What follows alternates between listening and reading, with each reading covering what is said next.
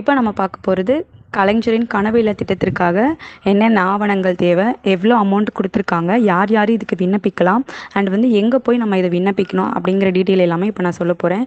கலைஞரின் கனவு இல்ல திட்டம் வந்து முழுக்க முழுக்க தமிழ்நாடு அரசுடைய திட்டம்.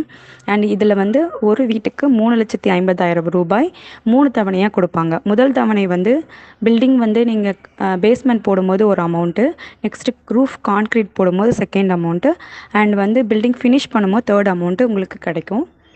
ஸோ அனைத்து கிராமப்புற மக்களுக்கு, வீடு இல்லாதவர்களுக்கு வீடு கட்டுவதற்கான அரிய வாய்ப்பு தான் தமிழக அரசு ஏற்படுத்தி கொடுத்துருக்கு.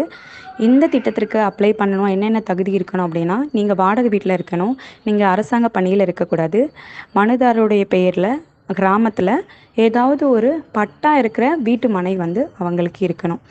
இந்த திட்டத்திற்கு அப்ளை பண்ண தேவையான ஆவணங்கள் நெக்ஸ்ட்டு பார்த்தோம் அப்படின்னா, பத்திரத்தோட ஜெராக்ஸ், பட்டா ஜெராக்ஸ், கம்ப்யூட்டர் பட்டா, வில்லங்க சான்று, காலி மனைக்கு கரம் தீர்த்த ரசீது, ration card xerox, Aadhaar card xerox, இது எல்லாமே நீங்கள் அட்டாச் பண்ணி ஒரு லெட்ரு மாதிரி எழுதி அந்தந்த ஊராட்சி மன்ற தலைவருக்கு நீங்கள் கொடுக்கணும்.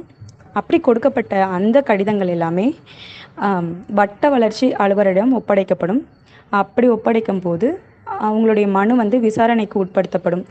முக்கிய குறிப்பு வந்து என்னென்னா, நீங்கள் வச்சுருக்க அந்த பட்டாவுடைய மனையுடைய மொத்த அளவு 350 சதுர அடிகள் இருக்கணும்.